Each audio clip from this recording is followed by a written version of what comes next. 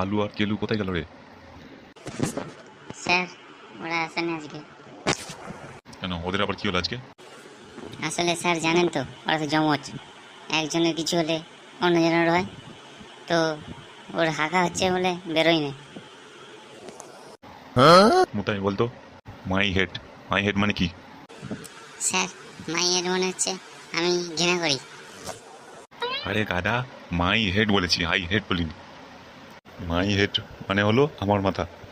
ও বুঝতে পেরেছি sir, my head মানে হচ্ছে আপনার মাথা।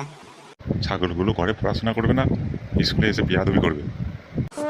আরে মাই হেড মানে বুঝতে পারলি না মুতাই? মাই হেড মানে হচ্ছে আমার মাথা। ও, মাই হেড মানে হচ্ছে ফাটার মাথা। বেশিরভাগই কি মাঠে গরু চড়ায় নাকি কি জানি।